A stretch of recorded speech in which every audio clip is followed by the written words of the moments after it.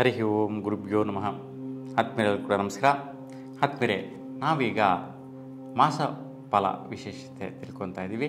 ನೋಡಿ, ಈ ಒಂದು ಮಾಸ ಫಲ ವಿಶೇಷತೆಯಲ್ಲಿ 2025 ಮೇ ತಿಂಗಳಲ್ಲಿ ಧನುಸ್ಸು ರಾಶಿಯವರಿಗೆ ಯಾವ ರೀತಿಯ ಒಂದು ಪ್ರತಿಫಲಗಳು, 9 ಗ್ರಹಗಳಲ್ಲಿ ಯಾವ್ಯಾವ ಗ್ರಹಗಳು ಬದಲಾಗ್ತಾ ಇದ್ದಾವೆ ಅಂತ ನೋಡಿದ್ರೆ, 5 ಗ್ರಹಗಳು ಒಂದು ರಾಶಿಯಿಂದ ಮತ್ತೊಂದು ರಾಶಿಗೆ ಸಂಚಾರ ಮಾಡುವಂತಹದ್ದು ನಾವು ನೋಡ್ತೀವಿ. ಹಾಗೆ ಇದರಲ್ಲಿ ಬುಧ ಗ್ರಹ ಈ ಒಂದು ಮೇ ತಿಂಗಳಲ್ಲಿ 3 ಮನೆಗಳಿಗೆ ಸಂಚಾರ ಮಾಡುವಂತಹ ಸ್ಥಿತಿ ನೋಡುವಂತಹದ್ದು. ಹಾಗೆ ಯಾವ ದಿನಾಂಕಕ್ಕೆ ಬದಲಾಗ್ತದೆ ಆ ದಿನಾಂಕದಿಂದ ಚೇಂಜ್ ಆಗುವಂತಹ ಒಂದು ಗ್ರಹದ ಸಂಚಾರ ಸ್ಥಾನ ನಿಮ್ಮ ರಾಶಿಯವರಿಗೆ ಏನೆಲ್ಲ ಬದಲಾವಣೆಗಳನ್ನು ತಂದುಕೊಡುತ್ತೆ ಅನ್ನುವಂತಹದನ್ನು ನೋಡೋಣ. ನೋಡಿ, ಧನುಸ್ಸು ರಾಶಿಯವರಿಗೆ ಮುಖ್ಯವಾಗಿ ವಿಶೇಷವಾದಂತಹ ಪೂರ್ವ ಪುಣ್ಯ ಬಲ, ರಾಜಯೋಗ ಬಲ ಸಿಗುವಂತಹದ್ದು ಈ ಒಂದು 14ನೇ ತಾರೀಕುವರೆಗೂ ಇರುತ್ತೆ. ಅಂದರೆ ಸೂರ್ಯನು ನಿಮಗೆ ಮೇಷರಾಶಿಯಲ್ಲಿ ಉಚ್ಚಸ್ಥಾನದಲ್ಲಿ ಸಂಚಾರ ಮಾಡ್ತಾ ಇರೋದ್ರಿಂದ ವಿಶೇಷವಾಗಿ ಪೂರ್ವಜನ್ಮ ಸುಕೃತ ಪ್ರತಿಫಲದಿಂದ ವಿಶೇಷವಾಗಿ ನಿಮಗೆ ಅನುಕೂಲತೆಗಳು ಲಭಿಸುತ್ತೆ ಮತ್ತು ಶ್ರೇಷ್ಠವಾದಂತಹ ಧನ ಸಹಾಯಗಳು ಸಿಗುವಂತಹದ್ದು, ಕಾರ್ಯಗಳನ್ನು ಜಯಿಸಿ ದುಡ್ಡಾಗಿ ಬರುವಂತಹ ಅವಕಾಶಗಳು ನಿಮ್ಮದಾಗಿರುತ್ತೆ.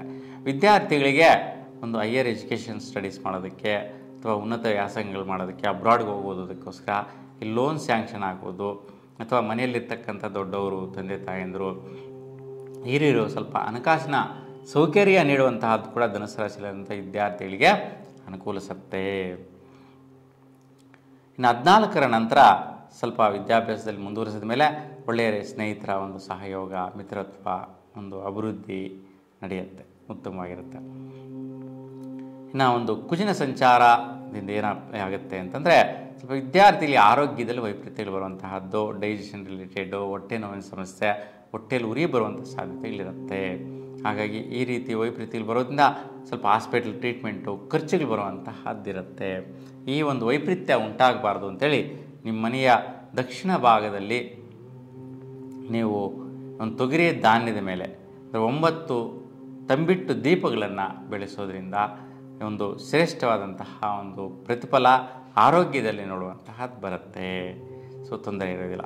ಮತ್ತು ಒಂದು ಕರಿ ಇರುವೆಗಳಿಗೆ ಒಂದು ಸಕ್ಕರೆ ಮತ್ತು ಬೆಲ್ಲ ಅಥವಾ ಅಕ್ಕಿಯನ್ನು ನೀವು ಕೊಡೋದ್ರಿಂದ, ಹಾಕೋದ್ರಿಂದ ಶ್ರೇಷ್ಠವಾದ ಪ್ರತಿಫಲಗಳನ್ನ ಬದಲಾವಣೆಯನ್ನು ಮಾಡ್ಕೋಬೋದಾಗಿರುತ್ತೆ. ಇನ್ನು ಬುಧನ ಸಂಚಾರ ನೋಡಿದ್ರೆ, ನೋಡಿ, ಬುಧ ಬಂದು ನಿಮ್ಮ ರಾಶಿಯಿಂದ ಚತುರ್ಥ ಭಾಗದಲ್ಲಿ 6ನೇ ತಾರೀಕುವರೆಗೂ ಇರ್ತಾನೆ. ಅದಕ್ಕೆ ಮನೆ ಕಡೆ ಸ್ವಲ್ಪ ಯಾವುದೊಂದು ಭೂಮಿ ವಿಚಾರ, ವ್ಯವಹಾರದ ವಿಚಾರ ಅಥವಾ ಬೆಳೆಗಳು ಬೆಳೆಯುವ ವಿಚಾರದಲ್ಲಿ ಸ್ವಲ್ಪ ಟೆನ್ಷನ್ಗಳು, ನೀಚ ಫಲಗಳು, ನೀಚ ಪ್ರತಿಫಲಗಳು ಧನುಸ್ಸು ರಾಶಿಯವ್ರಿಗೆ ಆಗ್ತಾ ಇರುತ್ತೆ. ಅದಕ್ಕೆ ಮೇ 6ರ ನಂತರ ಬದಲಾವಣೆ ತರುತ್ತೆ, ಒಂದು ಪೂರ್ವ ಪುಣ್ಯ ಬಲ ಬರುತ್ತೆ. ಇವೆಲ್ಲ ಕೂಡ ಸಕ್ಸಸ್ ಆಗುವಂಥ ದಿನಗಳು ಮೇ 6ರ ನಂತರ. ಇನ್ನು ಮೇ 25ರ ನಂತರ ವೃಷಭ ರಾಶಿಗೆ ಪ್ರವೇಶ ಮಾಡ್ತಾನೆ ಬುಧ. ಹಾಗೆ ಷಷ್ಠಮ ಸ್ಥಾನಕ್ಕೆ ಹೋದಂತಹ ಬುಧನ ಫಲದಿಂದ ವಿಶೇಷವಾಗಿ ಮಿತ್ರಗಳ ಕಡೆಯಿಂದ ಒಳ್ಳೆಯ ಬಾಂಧವ್ಯ, ಮಿತ್ರ ಕಡೆಯಿಂದ ಒಳ್ಳೆಯ ರೀತಿ ವ್ಯವಹಾರ, ಸಕ್ಸಸ್ ಸಿಗುವಂಥ ರೀತಿಯ ಅನುಕೂಲತೆಗಳು ಲಭಿಸುತ್ತೆ. ಇನ್ನು ಗುರು ಬದಲಾವಣೆ ನೋಡಿ, ಗುರು ಬಂದು ರಾಶಿಯಿಂದ ಷಷ್ಠಮ ಸ್ಥಾನದಲ್ಲಿತ್ತು. ಈಗ ಮೇ 15ನೇ ತಾರೀಕಿಗೆ ಮಿಥುನ ರಾಶಿ ಪ್ರವೇಶ ಮಾಡೋದ್ರಿಂದ ನಿಮ್ಮ ರಾಶಿಗೆ ಸಪ್ತಮ ಸ್ಥಾನ ಆಗಿರುತ್ತೆ, ಜಾಯಸ್ಥಾನ ಆಗಿರುತ್ತೆ. ಅದಕ್ಕೆ ವಿವಾಹ ಬಲಗಳಿಗೆ ತುಂಬ ಶುಭದಾಯಕವಾದ ಫಲ. ಹಾಗಾಗಿ ಈ ಒಂದು ಸಮಯದ ನಂತರ ವಿವಾಹ ಸಂಬಂಧಗಳು ಕೂಡ ಸೆಟ್ಟಾಗತ್ತೆ, ಮುಂದುವರಿಸ್ತೀರಾ. ನಿಮಗೆ ಜೀವನದಲ್ಲಿ ಒಳ್ಳೆಯ ರೀತಿಯ ದಾಂಪತ್ಯ ಸೌಖ್ಯಗಳನ್ನ ಸಿಗುವಂತಹ ಸ್ಥಿತಿ ಈ ಒಂದು ಗ್ರಹ ಬದಲಾವಣೆಯಿಂದ ಆಗತ್ತೆ. ಇನ್ನು ಶುಕ್ರ ಸಂಚಾರ ನೋಡಿ, ಶುಕ್ರನು ಮೀನ ರಾಶಿಯಲ್ಲಿ ಉಚ್ಚ ಸ್ಥಾನದಲ್ಲಿ ಸಂಚಾರ ಮಾಡ್ತಾ ಇದ್ದಾನೆ. 12ನೇ ತಾರೀಕುವರೆಗೂ ಸ್ನೇಹಿತರಿಂದ, ಮಿತ್ರರಿಂದ ಒಳ್ಳೆಯ ರೀತಿಯ ಧನ ಸಹಾಯ ಆಗುವಂಥದ್ದು ಮತ್ತು ಲಾಭದಾಯಕವಾಗಿ ಬರುವಂತಹ ಒಂದು ಪ್ರತಿಫಲಗಳು ನಿಮಗೆ ಹಣಕಾಸಿನ ಮುಖಾಂತರ ನಿಮ್ಮ ಮನೆ ಕಡೆ ಸ್ವಲ್ಪ ಹೆಲ್ಪ್ ಆಗುತ್ತೆ, ಸಪೋರ್ಟ್ ಆಗುತ್ತೆ, ತೊಂದರೆ ಇಲ್ಲ. ಇನ್ನು ಶನಿಯ ಸಂಚಾರ ನೋಡಿ, ಶನಿ ತೃತೀಯ ಸ್ಥಾನದಿಂದ ಚತುರ್ಥ ಭಾಗಕ್ಕೆ ಹೋಗಿರ್ತಕ್ಕಂಥದ್ದು. ಚತುರ್ಥ ಶನಿ ಅಂತ ಹೇಳ್ತೀವಿ.